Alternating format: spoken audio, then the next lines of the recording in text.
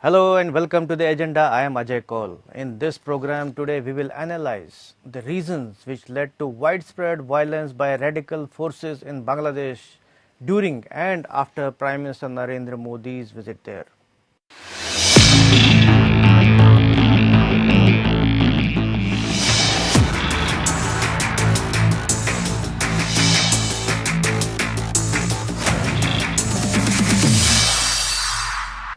Prime Minister Narendra Modi undertook a very important visit to Bangladesh over the last weekend, during which a number of pacts were signed and a fresh momentum was given to the bilateral ties.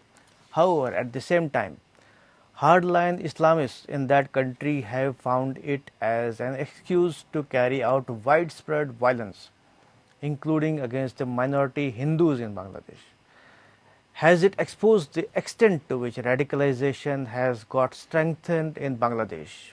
We will try to seek answers to such questions in the agenda today. We are joined by Mr. A.K. Faizul Haq Raju, who is a senior leader of the ruling Awami League Party of Bangladesh and member of its International Affairs Committee. He is joining us straight from Dhaka. From Delhi, we are joined by Ambassador Pinak Ranjan Chakravarti, who served as Indian High Commissioner in Bangladesh a few years back. But before we start our conversation, have a look at this small report. At least 11 mobsters have been killed in violent clashes with security forces in Bangladesh, which was spearheaded by a hardline Islamist group on the pretext of opposing the visit of Prime Minister Narendra Modi. The Hifazat-e-Islam outfit has been indulging in widespread violence even before Modi stepped onto the Bangladesh soil on March 26 for a two-day visit. Modi travelled to Bangladesh on the invitation of Prime Minister Sheikh Hasina to be the chief guest on the commemoration of 50th anniversary of liberation of Bangladesh from Pakistan. It was also an occasion of the centenary celebrations of the founder of Bangladesh, Sheikh Mujibur Rahman, popularly known as Bangla Bandhu. During the visit, the two sides signed a number of pacts in diverse areas with the intent of giving a fresh momentum to the bilateral relations. However, Hifazat-e-Islam, a radical extremist group, used the visit as a pretext to carry out protests and violence. Over a period of 4 days, scatters vandalized and set ablaze Hindu temples, buses, trains and government buildings, including a government-sponsored news academy, causing injuries to several people. The mobsters also ransacked barricades set up by the authorities and pelted stones on security personnel who retaliated by firing rubber bullets. At least 11 protesters have been killed in the action by the security forces. The episode highlights once again the extent to which radicalization and extremism has spread its tentacles in Bangladesh. It is mostly fueled by Pakistan's intelligence agency ISI, which has been trying its best to spread anti-India sentiments in Bangladesh. It highlights that the situation in Bangladesh can be worrisome. Bureau Report. Now let's welcome our guests, Mr. Faizul Haq Raju and Ambassador Pinak Ranjan Chakravarti. Welcome both of you to the program, sir. So I'll first begin with Faizul Haq Raju from Dhaka. You see, the Prime Minister undertook a two-day visit which was very significant. So according to you, what were the key takeaways from that visit? Thank you very much for inviting us again. And my heartfelt thanks, Honorable Ambassador, Mr. Pinak. Very delighted to be connected. As you know, the visit of the Indian Mr. Modi took place when we were celebrating our golden independence. So the birth centenary, father of the nation, Bongo, and some other, like some head of his have also visited Bangladesh during this time. And last guest foreign guests, I mean. And we all know that there have been quite a number of facts that have been signed and agreed, and they're all very positive and going in directions as far as the relations of countries are concerned. But having said that, you know, by now that see some violent protests have taken place in some major cities of Bangladesh. A mark of protest against it is village by some activist forces and some radical group. Basically, the anti-Indian, that been in Bangladesh very popular for some time, has shown its, some display of Yes. by some of Yeah, I'll come to you. Come to you on that in detail. But before that, I want to go to Ambassador Chakravarti about the key takeaways from the Prime Minister's visit. We all know that India-Bangladesh relations have been on the upswing for almost now more than 10 years, for a decade. And this is a culmination of that trajectory that we have in improving relations with Bangladesh. And the events that marked this year were very, very and 50 years of independence, 50 years of diplomatic relations. Above all, the 100th anniversary of the great leader Bangabandhu Mujibur Rahman. Yeah. Without whose contribution, Bangladesh probably have not existed. So I think the factors that led to this event, which the Bangladesh government has organized, and they invite Mr. Modi to be the guest of honor.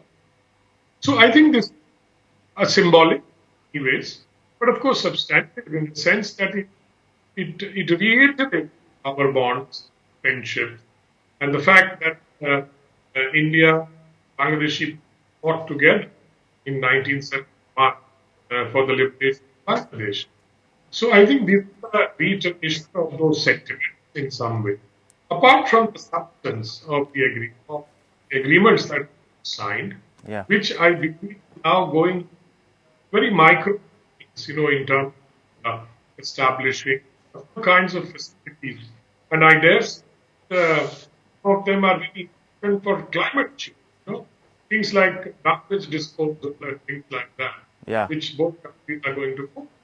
And this is a very important area because most of our urban centers overflowing garbage, and we have to fix that. And this is a problem from the climate change point of view as well. As much of these pollutes our earth, kills the animals, eat this the plastic garbage, for example. So I think these are important areas of innovation.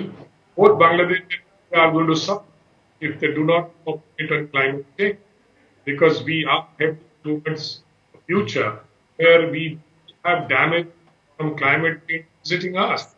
And both countries have to prepare. And it's better to prepare together than do it individually. Yeah. So, Faizul Haq, I'll come to you now. As you heard Ambassador Chakravarti saying that how India and Bangladesh, Mukti Bani, fought together for the liberation of Bangladesh, and now how the relations have reached to the micro level. I mean, about climate change we are cooperating. But as you mentioned earlier about there are elements who are kind of opposed to India or Indian Prime Minister. Who are these elements? Well, to be frank and to be more precise, I would like to tell you that there has been this anti-Indian political conflict as soon as Bangladesh came into being, after its inception in 1971. And it's quite natural that India supported wholeheartedly in 1970. It was more of a political. program. No. Let me point out. India only did not support. Indian soldiers spilled their blood. Yes. I mean, We, along with, as Vajpayee has said, that with profound gratitude, always, you know that most people appreciate deep in 90s, without which we would be liberated. But as you mentioned now, that there have this Indian political that have used from time to time, and we also know there are some irritants remain as the bilateral of concern. For example, the border treaty has not been materialized, even has been signed, and there is a clear-cut political commitment. We also know that for some internal issues, that is the state government versus government, the West Bengal, this has not been possible to be materialized. But on the other hand, people here in Bangladesh at large this the occurrence of place at the border, random killing.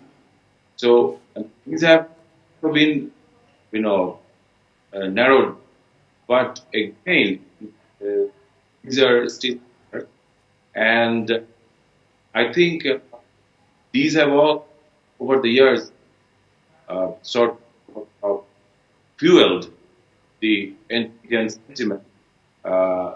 Has always been, we have to overcome this right. by extending cooperation and positive political, economic cooperation, so that a period of time these irritants get narrowed down, and the between the two countries get strong, and that's the way out going forward. Yeah. So I'll go to Ambassador Chakravarti. As you heard Faizul Haq saying that there are irritants, and which are used to maybe fuel anti-India sentiment. Since you have been the High Commissioner till recently, so you must, who knows better than you that about these issues. So, well, let me begin by saying that when the liberation took place and Bangladesh was independent, there were elements in Bangladesh did not want to. They were actually, they believed Pakistan in the two-nation theory, and you know that the Muslim League was born in what is today Bangladesh, Dhaka, 1905. So I think you had the legacy of partition playing a role in post-liberation. And these are the people. And then unfortunately what happened, and don't forget the Bangladesh army at that time was officered by Pakistani trained officers. right. So their mentality, their attitude were different than what it is in post-liberated Bangladesh. And that's what the conspiracy by the army officers to assassinate Bandhu. And that created an era which Bangladesh was fortunately taken down the path of Islamization. If you know, Janata had allowed all killers, all those who participated in the genocide and fled after liberation, to come back, including some of the Jamaat Islam leaders who were later, guilty of genocide in the tribunal that was set up. Some of them were executed. So I think you have to look at this background to understand that there are elements in Bangladesh who tend to look at India through the prism of religion.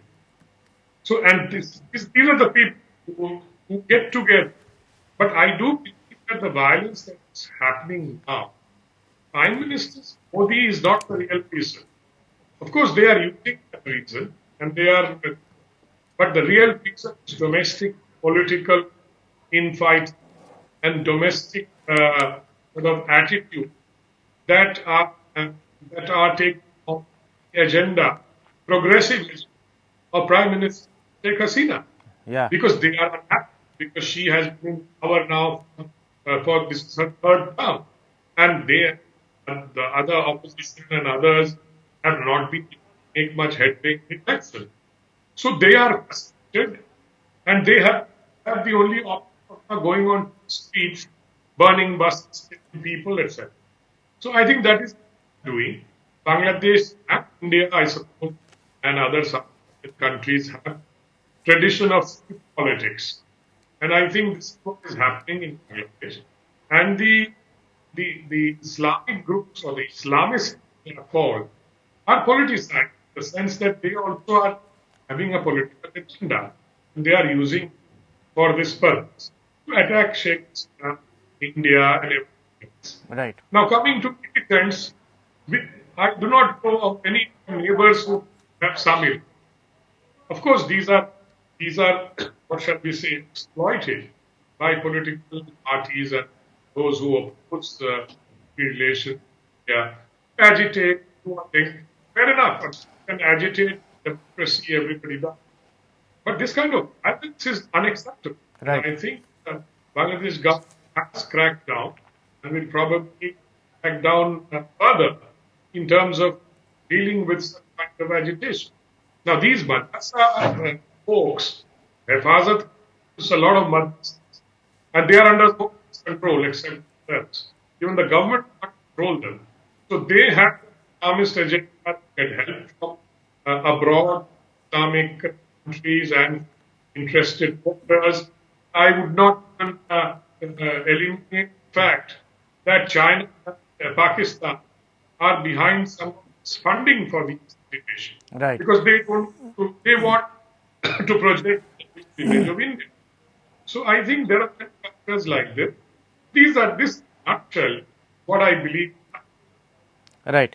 So, Faisal Haq, I'll come to you. As you heard Ambassador Chakravarti about these radical elements, which may be possibly they are funded by Pakistan and maybe China also. So, it is a real threat to even Bangladesh, even Sheikh Hasina government, isn't it? Those elements which are the remnants of the Pakistani lineage. I mean, we saw maybe at 2 decades back or 2 decades back, there was a coup attempt also in Bangladesh, and so that danger is still lurking in Bangladesh. I think maybe Sheikh Hasina needs to do much more to crack down. What do you say? You know, Bangladesh has also been ruled by few military dictators in the past. Yeah. Especially soon after the brutal assassination of Bangabandhu Sheikh. The spirit of 51 basis of foundation, but completely Yeah, changed. that was shaken by the Mujib's assassination. Yeah. Exactly. So then on, military, they have systematically forces going against very spirit of one, allowed Islamic parties to gear up their for 1970, and we have there's hundreds and thousands of martyrs, but this is basically a country with the Muslim population being largest in Southeast Asia. But this challenge over radicalization, but with the help of leaders and especially the Prime Minister Sheikh Hasina, I'm sure that we shall be able to overcome the crisis, in the right, and just not about putting down on the forces. We have with counterparty also that can complete the very spread of this radicalization process. And that's going to take some time, sure. But at the moment, government is trying to figure out and trace out as to what has really played this sudden, escalation soon after Modi left Bangladesh. So So I can say that only a PM visit is being used as only a pretext or an excuse to buy Hafazat groups and others groups to consolidate themselves against Sheikh Hasina, isn't it? absolutely, uh, forces have here in recent they have uh, uh, geared up their programs and they have uh, shown and demonstrated their strength. And we do not find these programs as just one of the small cases. We are taking this into consideration. The ministry has already hinted that the uh, already some of the extremist outfits that have in the past been discarded may have grouped again, and they may be whole mayhem that we see now. So we will seize the political sense, and government, I think, is meant and come to spread of such acts and acts of radicalization. Yeah. See, because why I'm asking is because extremism always breeds terrorism, and we have recently seen. I mean, some years back, we saw how about the restaurant siege in Bangladesh, Dhaka. So that terrorism also can, engulf Bangladesh, isn't it? What do you say? No, definitely, we do not others to something like that of Pakistan, Afghanistan, and Bangladesh is a country that follows terrorism, and Bangladesh foreign policies that we are friends with all countries, and his political direction that was given to Sheikh soon after Bangladesh independence in 1972, and we have been following him in principles. Right. We have challenges, but at the same time, I think we are very focused dealing this, and certainly as Bangladesh's closest friend and neighbor may play some role because if regions that can be considered down also have a very positive impact in Bangladesh because from the fundamentalist people in some areas, a limited number believe or tend to believe that India is doing that thing as far as the interest of Bangladesh are concerned. So this notion is there, and perception sometimes very reality. Right. So we have to bridge the gap, if you know what I mean. Yeah. So bridge the gap through, talking and maybe assurances. So before I conclude, I want your yeah, please. Cooperation, like connecting more people to people. Yeah. These are the methods, I think the policies to bridge the gap. I think that is always happening, already happening. I mean, that is India, Bangladesh has the maximum contacts between each other, and maximum visas are issued. Yeah. And we just started last 10 years. Bangladesh has done as much as it, Right. and currently India has also worked. But these busy by the state levels always a crucial role Yeah. in keeping and taking forward the Yes. relationships.